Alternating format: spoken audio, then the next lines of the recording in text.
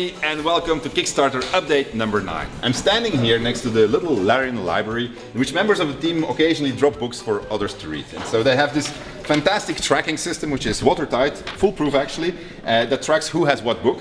And so things that you'll find in this are things like, for instance, Terry Pratchett's Mort, which is a really good book, or things like The Noble Art of the Sword, or C++ coding standards, or things like this one. I really like this one. This is Le Livre de l'Outil.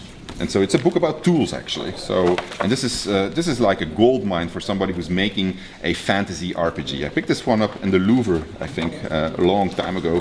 And so it was well, never mind. Long story. Anyway, I'm not here by coincidence because I wanted to talk today about the narrative in Divinity Original Sin 2. If Divinity Original Sin 1 was a game which was all about systems, Divinity Original Sin 2 is going to be a game which is all about blending narrative into those systems. And to do that, we actually developed new systems.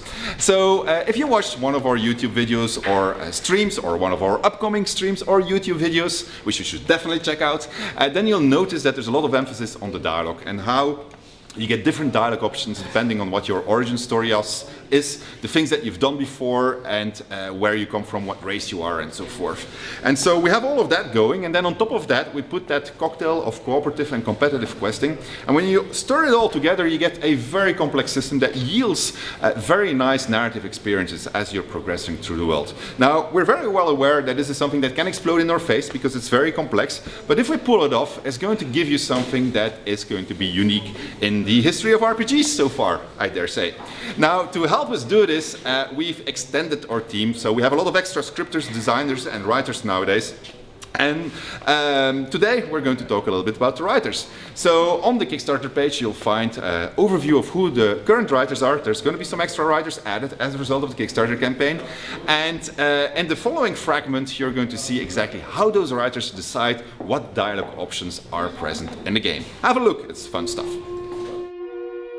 All right, ladies and gentlemen, the next quest that we're going to be doing is we're going to try to convince poor Livy that she has to pay up the protection money for the Dwarven Mafia. You guys agreed to that quest, so let's see what's going to happen.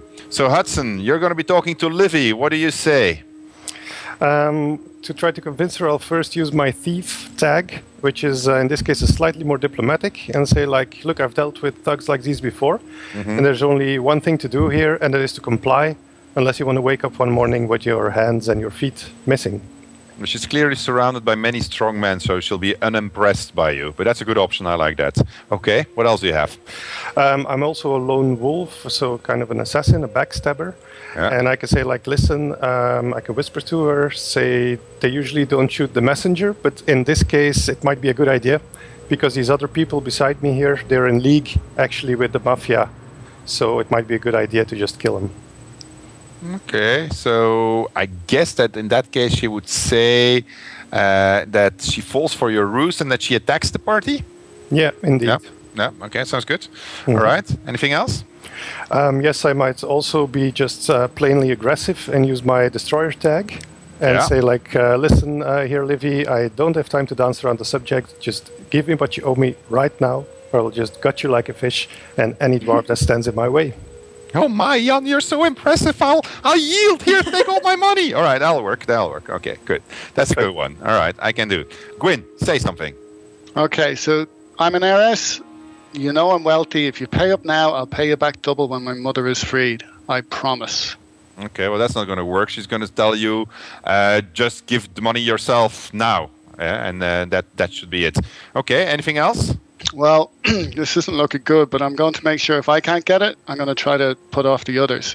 So don't believe any of these other characters, because only I have your best interests at heart. Okay, and that would lead her to not trust anybody. That's the PvP option. Okay, that sounds good. All right, I'll take that. And we're going to ask Val to talk to Livy. Livy, Val, you have to convince Livy that she has to pay up the protection money.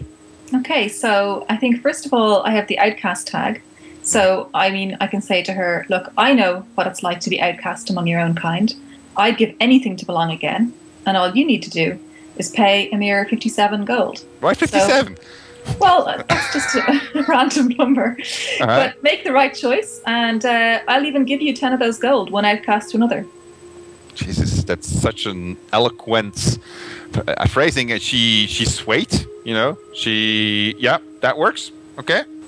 So then on kind of my elven powers, I've got Pet Pal and I've got immortality as far as they know. And I can say, well, the birds and the trees know how deep you are in that mafia, literally. And I can literally wait forever. So either pay up or get used to fending off gossip about your constant elven companion. You're going to try to blackmail her? And that's not going to work. I think that you might actually be smacked in the face for that. So Livy smacks you in the face and initiates a fight. Okay, that can work. Any truth to those rumors about you and the dwarf? What dwarf? I can't see anything up here. Mangan, we've heard a lot about you. What are you going to say? Well, I'm going to appeal dwarf to dwarf. And just say, listen, it's hard for all of us. She's got money trouble. I've got money trouble. It's tough with the humans on our backs. But does she really want to turn against her own kind? The dwarves have to stand united, and that means all of us have to pay our dues. No. She's not very impressed by you. I mean, she's been taken advantage of by the humans, and so you're now trying to take advantage of her, so that's not going to work. But well tried, though. Well tried. I mean, and I especially enjoyed the tone of voice that you put in there. So it was a very good effort. All right, you get +1 for effort. All right. So who is actually, because has somebody been keeping track of who convinces Livy here? I did. All right. You did indeed, and you did indeed. So Gwyn fails at it. Val succeeds. Mangan, not really, but except once. She's tempted, yeah. And then Hudson. Yeah, he threatened her as the destroyer. Yeah. Right. So that seems to be a good enough selection of options for Livy here. All right. Let's get on to the next one. Who are we going to take? The dragon? Oh yeah, how about that dragon, eh? This is a book I had when I was a kid. It's a very, very, very cool little book, and I used to browse around in it for a very long time. It has things like, I mean, check out this, can you show this? Like, what did this guy do wrong to have this dress? Anyway, that was a little bit about how these dialogues come to life. Obviously, in real life, there's a lot more pain involved because there's a lot of scripting, there's a lot of testing going on, there's a lot of going back and forth, this works, doesn't work. But essentially, that is what our writers do on a daily basis.